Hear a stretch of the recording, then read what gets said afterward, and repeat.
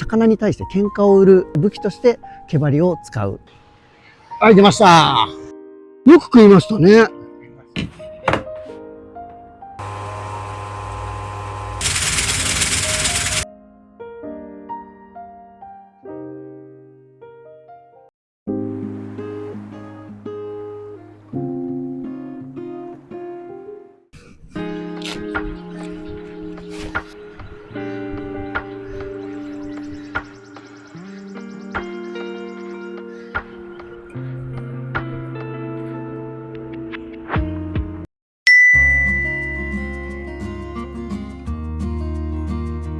おはようございます。フィールドスタッフ、小次郎です。今回の LINE のちょっとデザインのなどをやらさせてもらってます。この LINE を作るにあたって小次郎店からの、ちょっと特色というかそういったものからちょっとお話をさせていただきます。私の場合はもう完全なる誘い釣りです。動かして虫のように見せるという誘い方、それに対しては魚は捕食をすると思うんですよ。でそれ以外にはルアーとかでよくあるような、リアクションバイトですね。私の場合はもう完全リアクションバイトの方で釣りをしています。なぜそのような釣りになったのかというと、私の場合は比較的大きな河川もしくは本流などでテンカラをやるということがあるので、その場合魚の擦れ具合がすごい。それに対してテンカラという釣りでのナチュラルドリフトの不利な点を解消するためにこのような、釣り方になりました。やっぱりその魚に対して捕食というものに関してはとっても魚がやっぱお利口になってるんですね。フライフィッシングのようなナチュラルドリフトに長けてる釣りでさえもナチュラルドリフトで魚を取るということはとても難しいの時に考えたのが、もうひたすら誘いまくる捕食でなく、魚に対して喧嘩の売る道具として武器として毛針を使う。その毛針を魚に喧嘩を売るためにはどうしたらいいか、そのために一生懸命誘うということに思いついて、このような釣りになりました。この釣りのどんな時にメリットがあるか、魚が捕食状態にない時に、とても有効な釣りになってます。魚が捕食状態の場合は、虫を食べているので、虫を捕食してるというのを利用した釣りがとても有効になると思うんですけど、魚の状態はそればかりではないので、むしろその時間帯っていうのはとても短い時間で、それ以外の時間帯にどうやって魚を引っ張り出すか、この誘い釣りということを徹底的にやるようになりまして、誘い釣り、魚がおそらくここにいるであろうっていうところでひたすら誘いまくる。そうすることによって魚が「なんだなんだなんだ」と言ってその毛針にパクッと食いついてくる。魚にとって一番の攻撃手段というのはやっぱ口なので、その食いついてくる魚に対して喧嘩を売ることで、毛針で喧嘩を売ることで魚が食いついてくる。そういったことを利用した、釣り方がこの私がやってる小次郎店からの、誘い釣りになってます。新しいテンカラライン、トリックキャスターについて、説明させていただきます。テーパーラインです。で、本来テーパーラインってより糸がとても多いと思うんですが、今回はこの網糸というところで、やらさせていただきました。テーパー具合などなど総重量からとてもいろいろやらさせていただいて、今回とてもいいバランスになって完成しました。ラインが、どうして必要なのかというと、やっぱキャストから誘いというのがこの小次郎店からにはとても必要なことでして、バックキャストをして前へ出す時に、普通にまっすぐ伸びてターンしてターンオーバーして着水というキャストをほとんど私はしないんですね。でじゃあどういうキャストをしているのかというとですね、レーンに魚がいるであろうところのレーンに対してこうなんかくにゅって曲げたり S 字にしたり、もしくはその魚のレーンより向こう側にループを作って落とすとか、そういったことを、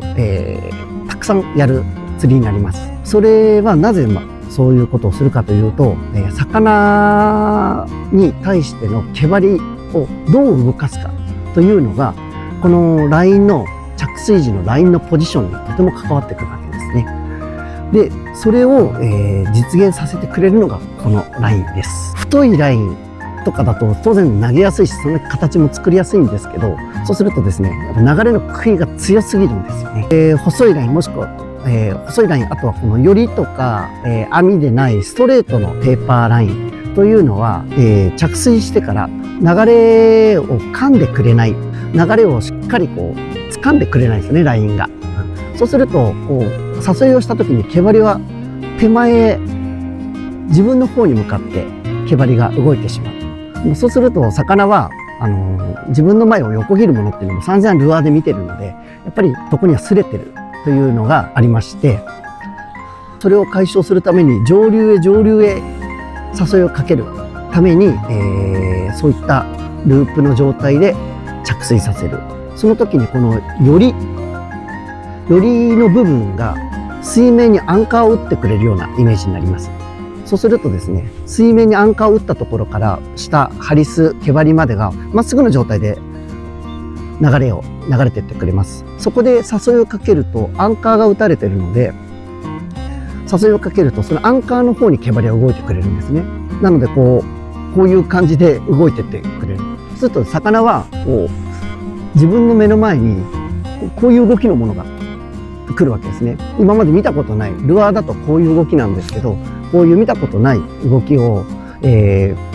魚は見るので、やっぱりこれに対してのスレが、とても薄いということで、そういう釣りをするためにやっぱりこういう、ラインが必要となってきます。ともう一つ、今回私がすごくこだわったのが、ですね、とても軽いんです。テーパーラインにしても軽くてよく飛んでよく曲がる、自由に投げられるというのを、すごくこだわって作らさせていただいて、例えばこう天からでいうとあまり馴染みがないかもしれないんですけど、大きい河川ですとヒゲナガカワトビケラというとんでもない虫がいまして、この虫が水面を爆発をパシャンパシャンするわけですよ。その虫を捕食するときに。でこれは水面をスケーティングといって、水面をブワーッとこう動き回る虫を、大きい魚がパシャンと飛び出るわけですね。それを演出できるラインなんです。大きめの毛針を目いっぱい遠くまで投げて、水面の流れを利用しながら毛針だけを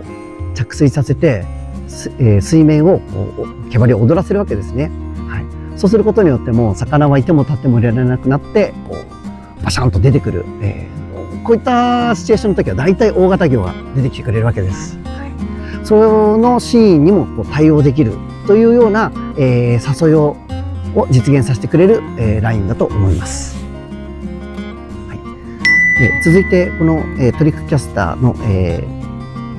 ラインナップについてお話しします。全部で3種類、4.5 メートル、5.5 メートル、6.5 メートルの3種類になります。で 4.5 メートルは、源流域の方で使いやすい長さだと思います。で 6.5 メートルは、本流域など、長い竿で天からをやられる方に、とてもバランスのいい、長さになっております。トリックキャスターというのは網糸でして、本来より糸の場合、結構これを巻いてる時にこの最後ヨレヨレになってしまうっていうのが結構天からの方の皆さんの悩みだと思うんですけど、この、網糸は片方に迷ってるものではないので、こうやって巻いても全然ここがヨレヨレにならない。そのまんまスーッと最後まで巻き切れるっていう、とても小さいけど大きな、利点があります。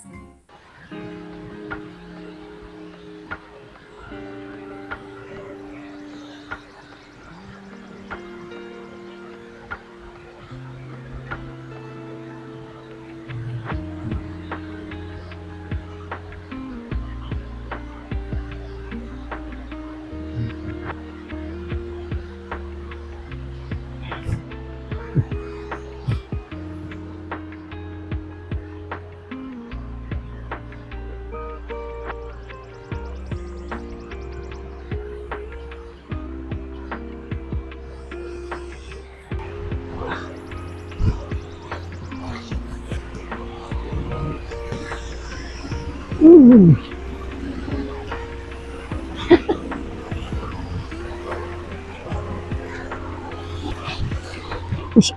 ごめん。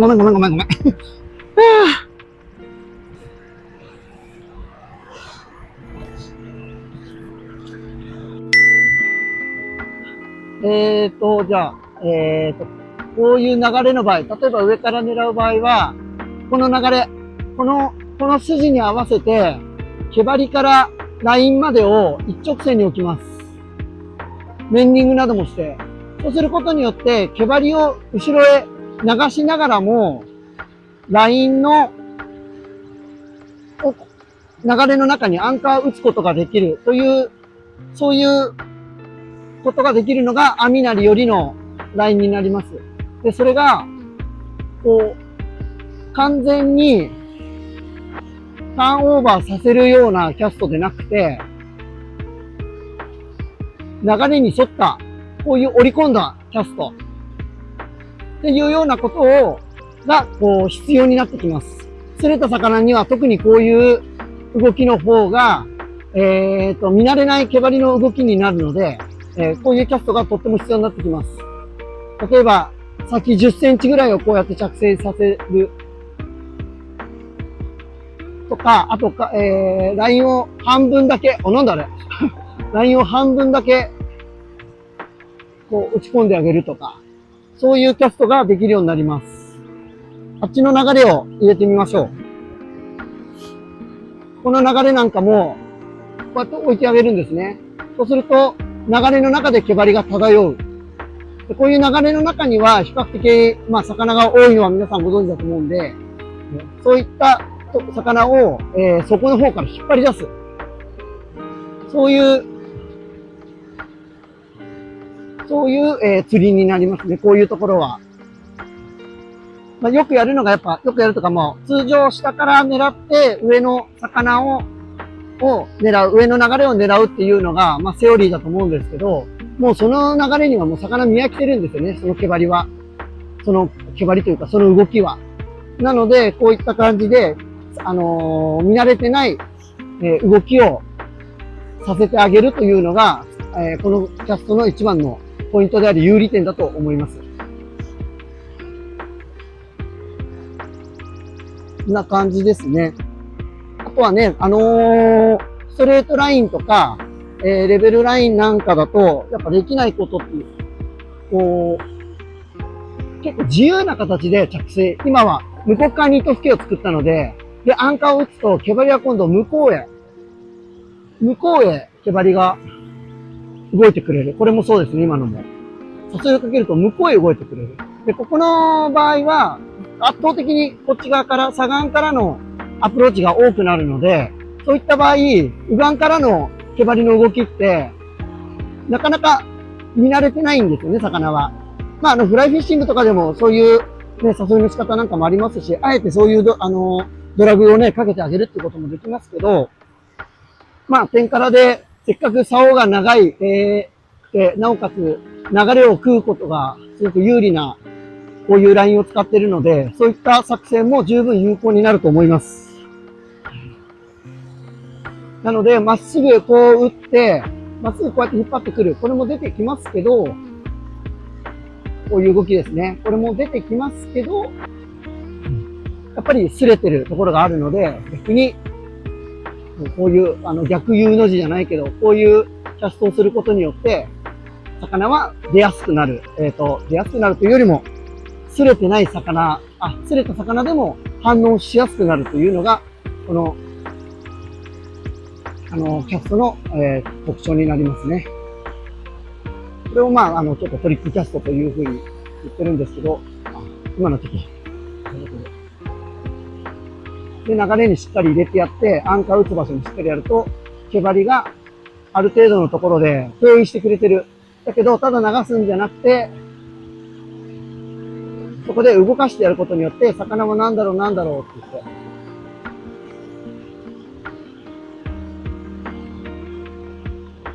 っていうような感じのキャストになります。魚出ません。こ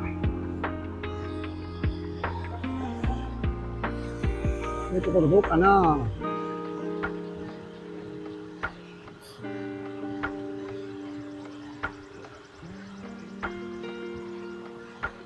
ただこういう円定を上から釣る場合、ち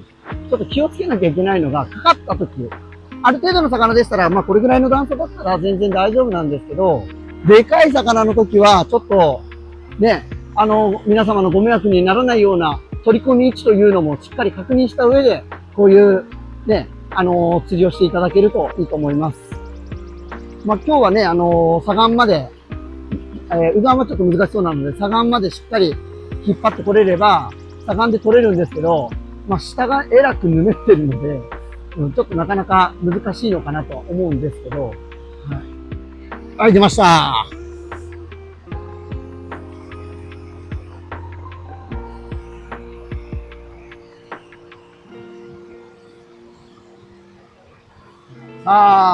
じゃあ、おお、ナイスジャンプ。どうしましょうね。少し戻りましょうかね。魚暴れますんで。で、よりとなり、網糸というのは、こう、ある程度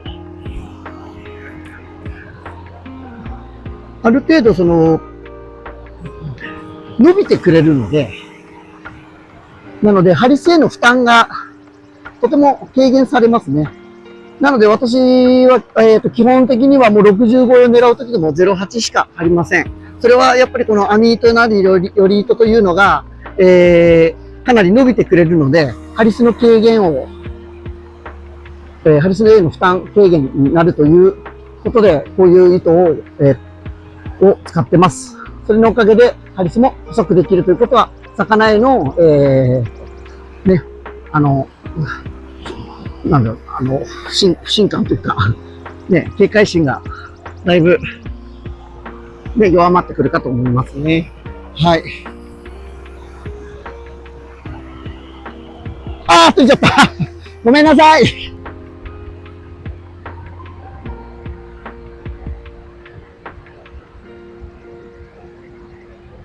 ほら、食え、そこだ。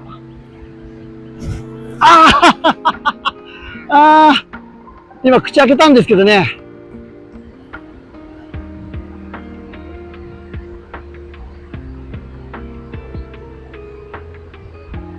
あの子でも食いそうだね、なんか。ほら、追ってきてる。食ったよ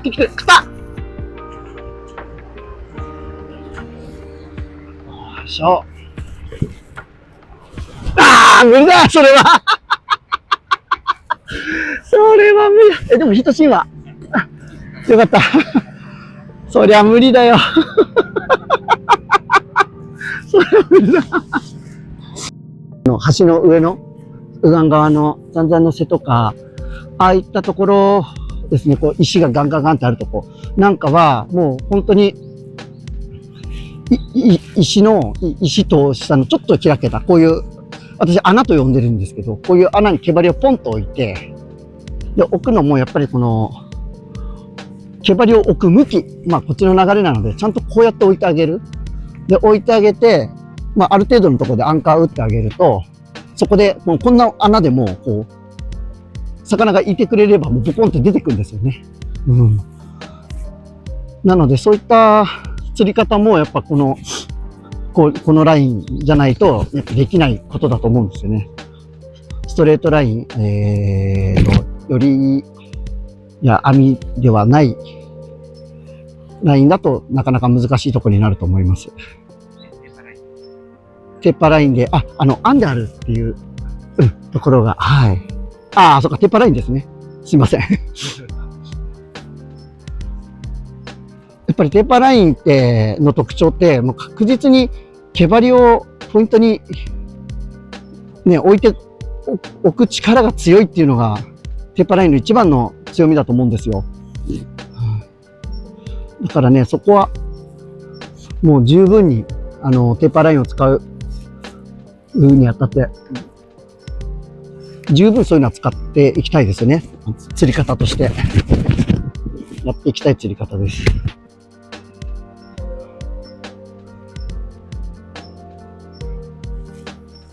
ダメだ、今日、ハリスもこんな短くなりました。すいません。全部取っ替えます。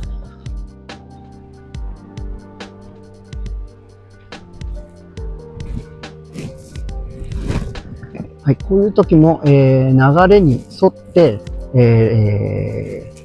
ハリスとラインのポジションを組んできます。こういう感じで組んでいって、その中でジグザグに上に誘いをかけながら下流へ流す。10センチ引っ張って30センチ流すみたいな。そういう、出ましたね、今ね。今出たけど、悔いは食いはしなかった。こういうところも、なるべくまっすぐポコンと置くんじゃなくて、こういう感じで少し、ちょっとでもいいから、毛針を流れに乗せてやるということがとっても大事ですね。そういうキャストを、心がけてみてください。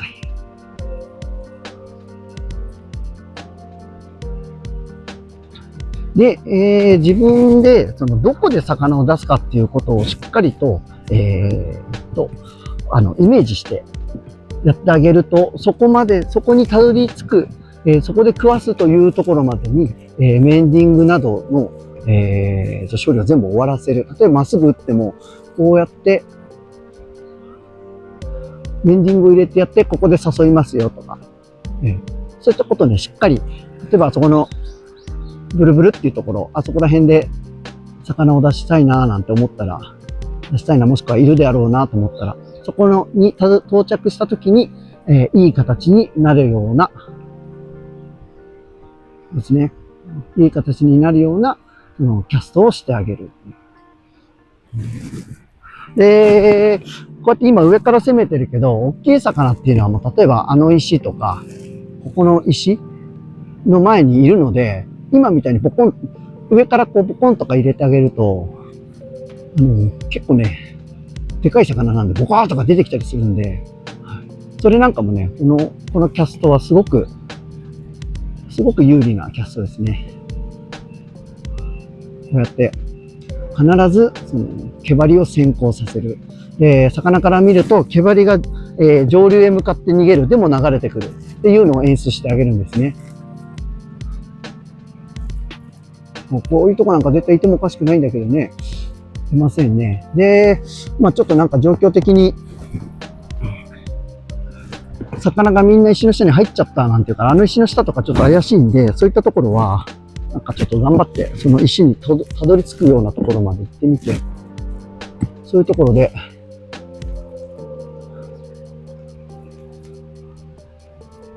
こうやってゴンゴンゴンゴンゴンゴン誘ってやる。そういう風にやっていくと、なんか、一発目が大体魚って出やすいってよく言うんですけど、こういったところはもう、突然スイッチが入ることってよくあると思うんで、そのスイッチが入るのを待つというか、しつこく攻めてあげる。そうすると、1回目、2回目、3回目、4回目と、魚が見向きもしないのに、ね、5回目、6回目でいきなりドカーンとかこう動き出したりすることが多々あるので、そういうのを狙って、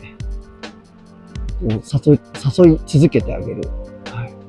で例えば今のところなんかも、通常であれば、こうやって誘ってくると思うんですよね。これは、下流向きですよね。今はこう上から攻めてるから若干上には動いてはいますけど、通常皆さんがやる場合はこういう感じ。こういう風に誘ってくると下向きに毛針が動くんですよ。これはもう魚的には擦れてるし、あともう一度言うと、毛針を魚が認識しても、もういいや、これは食いつかないでって魚に、諦められちゃうんですよね。ほっとけば流れていくだろう。だけどこうやって目の前に、この石のとこみたいに目の前にごちゃごちゃごちゃごちゃやられると、なんだこの野郎みたいな感じで、魚が食いついてくるというような、ことを狙って、魚に口を使わせるようなことをします。出ません。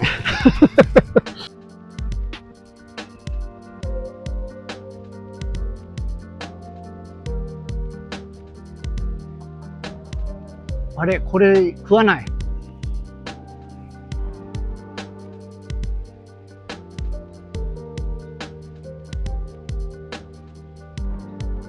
あ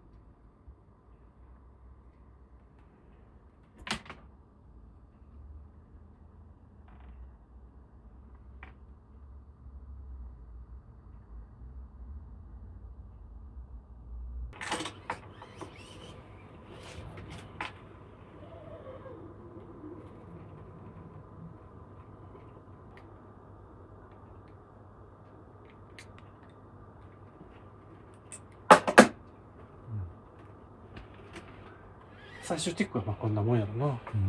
あ、テーパーの。そうそう、テーパーっていうか出来上がったもので、まあループも全部ついてますわとか、あと直径測って確認してっていうことな。これは何種類かあるけどね、今長さ。矢野シルクラインの矢野です。2004年から20年ほど、日本国内でシルクラインを製造しています。シルクラインの、製造方法なんですが、これはもう昔から、続くっていうか、昔からの方法、その当時の方法を、再現してやってますね。今のケミカルラインね。ケミカルラインに比べると、この紐の太さであったり、テーパーデザインであったり、この樹脂のコーティングっていうものは制限があるんですけども、そこは伝統的なところをできるだけ、残すというか、再現しながらと思ってやってます。で、現代のフライフィッシングにも楽しめるようにということを考えながら作っていってますね。具体的には製法は網組み機っていうものを使ってます。これも昔からある、機械であるんですけども、織物ですね、生地の織物と基本的には同じ製法で、縦の糸があって、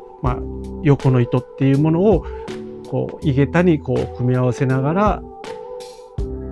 組んでいくわけなんですけども、これは紐なので縦横っていうよりも斜め右斜め左っていう感じですね。こういう組み方になってきます。テーパーの作り方なんですけども、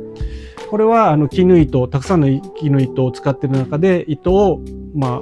減らしながら、細くしながらまたは太くしながらテーパーっていうものを作っていってます。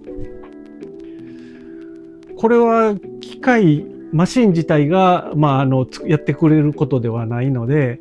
一つ一つといいますか、少しずつ、機械を止めて調整をして糸を変えながら手作業で続けていきます。で、滑らかなテーパーをするためにはこの作業を10回20回と繰り返しながら一つずつを行っていきますね。手間のかかることなんですけども、これをすることによって絹糸に滑らかなテーパーをつけることができます。あとはこの出来上がった絹糸に樹脂をのせるんですが、樹脂をのせることによってようやくシルクラインというものになります。この樹脂っていうものも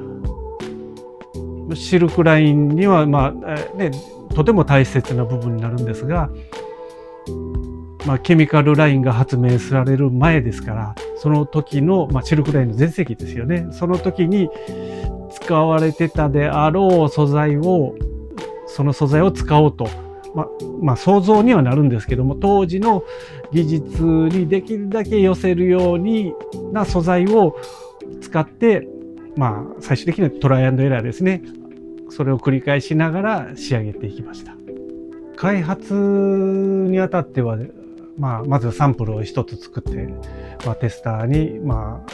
送るわけなんですけども、テスターから、届いた使用感ですね。それをもとにまたデザインを微調整していくわけなんですけど、テーパーの長さであったり太さであったりを微調整してサンプルを、また出すっていうことですね。これを、幾度となく繰り返しながら、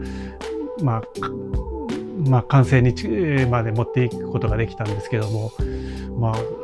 このサンプル作りは数十本は作りましたね。テスターも私も納得いくものができたと思います。はい。